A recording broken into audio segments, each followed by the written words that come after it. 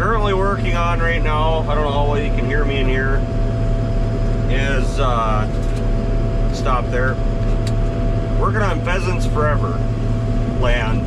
So it's kind of difficult sometimes to always have perfect wood. That's why it works out very well for us, because we are clean chipping for Sappy, and we can deal with the smaller wood, which you can see. I mean, it's pretty small stuff.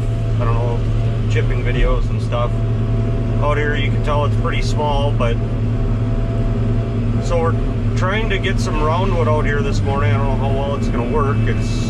We're actually getting kind of a misty rain. You can't really tell, but it's making the wood pretty icy, and it's hard to deal with. But yeah, we're just trying to sort as much as we can, try and get as much to the mill as we can here. So that's why we're doing roundwood and also chipping.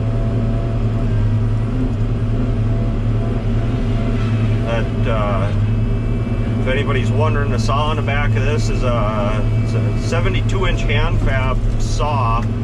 So that disc is 72 inches around, or across. I don't know, a couple hundred teeth on it. Well, I don't know, 100 at least. We run a negative cut saw. I mean, everybody's got their preference, but we've had them saws go to, oh, there goes one. See, it's icy. It can't keep them in the bunk very well. Kind of fighting it. We've had those saw blades blow apart on us. We did one probably 7 years ago, well, maybe longer now. And then just 2 years ago up by Jacobson, Minnesota, we lost one. But they're, I suppose, 1300 RPM that saw blade's spinning at. I'm running a Timber King 5.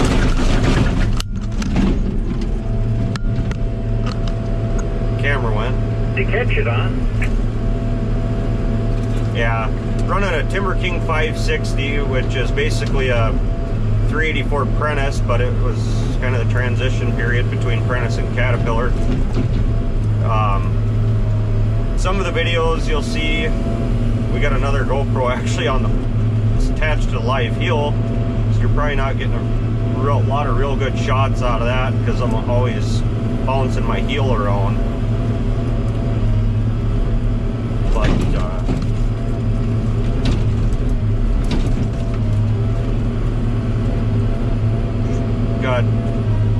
done 2 loads of chips so far this morning. Working on a load of roundwood here. We're just sorting to beat the band because we can only get so much of the smaller stuff to the mill. Sappy, they have a minimum diameter, so you can only get so much brought there. And then we're still trying to, whatever I don't slash or whatever is slashed that can go, or that I'm getting roundwood out of, I'm setting off to the side, so when I get a chip trailer back, we can start chipping.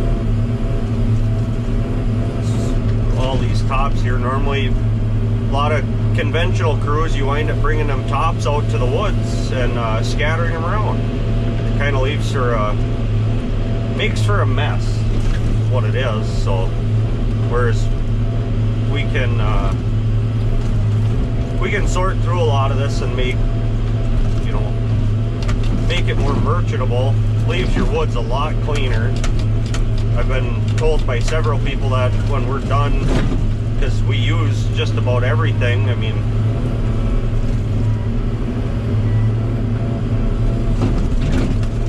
everything in the whole tree for the most part gets used when we're doing it this way, and it makes everything a lot nicer, a lot more easier to deal with in the woods. Pheasants Forever, I am I guess they're going to be burning this property off in the spring, so that's why, I don't know if I'll show it to you in a second here.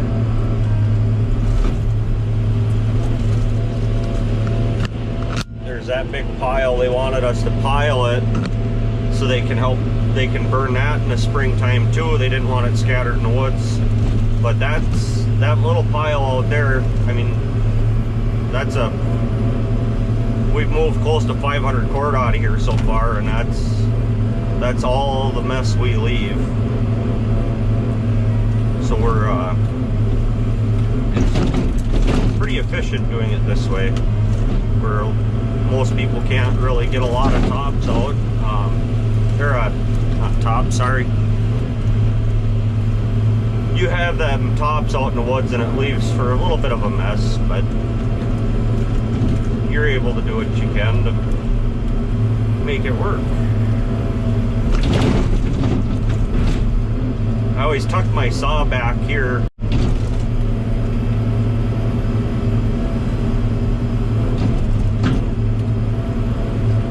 Tuck my bucket back here when I'm slashing. I have hit that bucket will get into that saw, and it's not pretty. It's very annoying when you're standing back there trying to rivet in new teeth.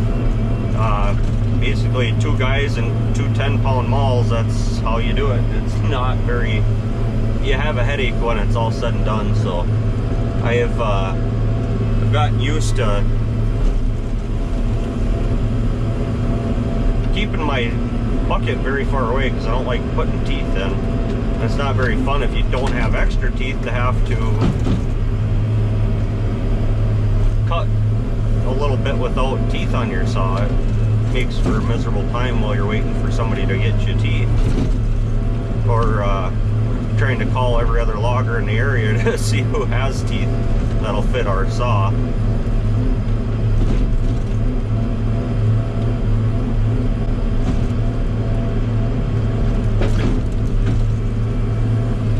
Knock on wood scenario, I shouldn't even talked about it because now will be the time when I actually do catch it, and it happens. I don't think there's a logger out there that can say they have not got into a saw once with something. The screw-in tree spikes, they don't bother us too much out here, but they raise heck with the chipper pretty easily, or pretty good. They'll take out knives or something, and constantly watching and changing knives and doing what we can to get as many loads out a day.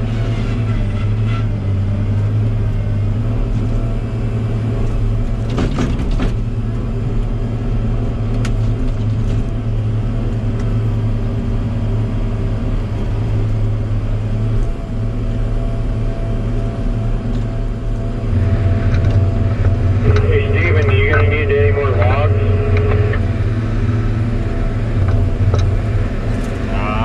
Sure.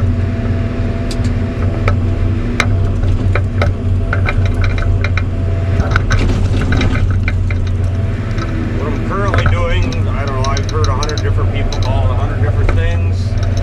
This is, more recently, I guess I've heard it, Dave Haley, heard him call it hot logging. We're slashing and loading as we go. Kind of have to when we're chipping like this. We don't run center modes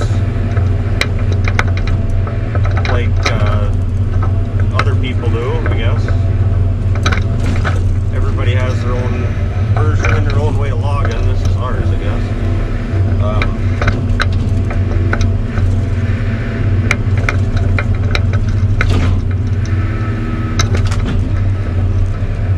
Try and get some of the sawdust and junk out of the bottom of my bucket.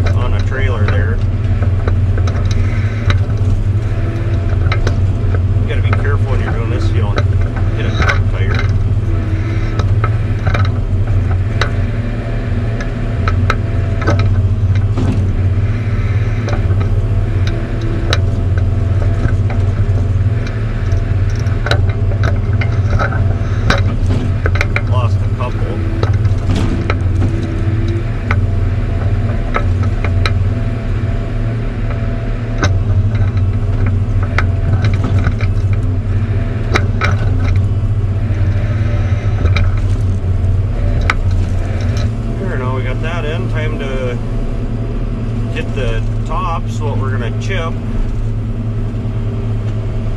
Them swung over.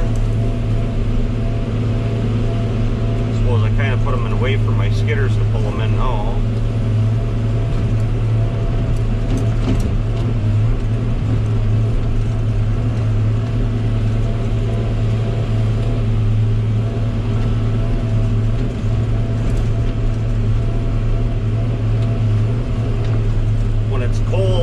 I mean, not that we're super cold right now, but when it's cold like this, a lot of the tops bust off pretty easily. So that's, we're constantly cleaning here to try and make it easier for everyone.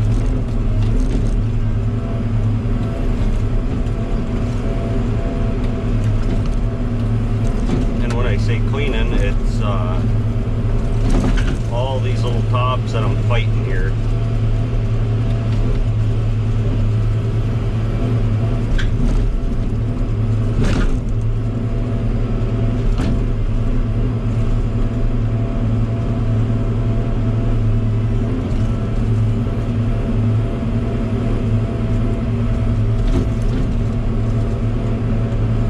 Wood's in there crooked, so sometimes pull it past and you can get it to turn.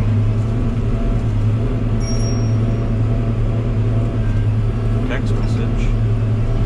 First load of chips we sent out this morning, the truck driver just texted me at the mill. Of course, he's not texting and driving. Don't want to ever do that. Just text me, first load of chips, 100,000, 420.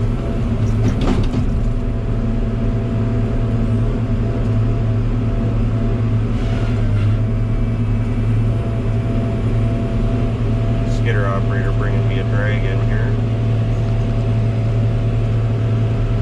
So I gotta sort through all that to try and get wood out. Finish this trailer, keeping my saw down and out of the way. Part ways so we don't take a chance at hitting it when he's backing the trees up.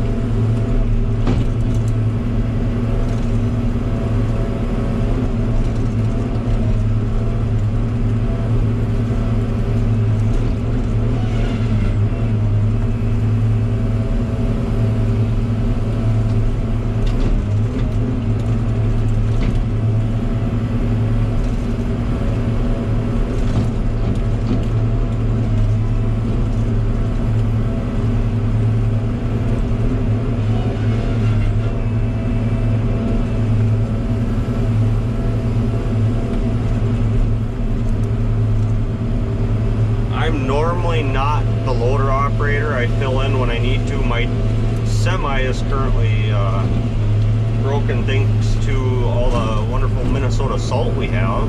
It had a muffler kind of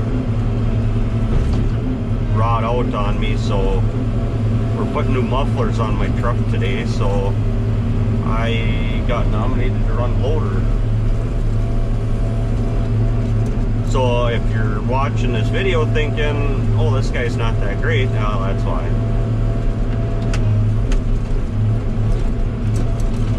Do what I can to try and make things happen out here.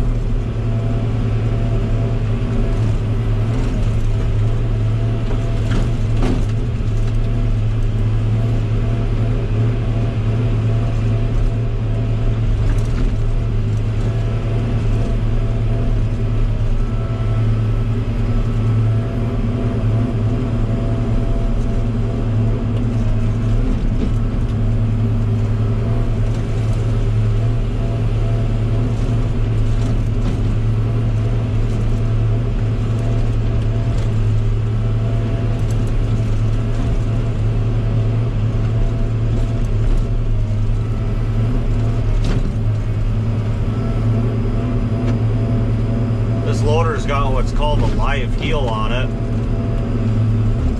don't know if you can see. It's all on a joystick. It's a button. It's tucked up right now. Just push the button. You can pick trees up. And all that helps you do is when you got a hold of a tree, you push that down and it gets your top up in the air. Makes life quite a bit easier. And then when you have a stationary heel, you're more liable. I don't know, we've ran them forever, so I'm used to it, but stationary heels, which is just welded to the boom, you're fairly liable to actually get tangled up in your bunks quite a bit. They don't move up out of the way, so you're always close to your bunks and tangled in. And when I say bunks, that's your aluminum stakes that hold the wood into the trailer.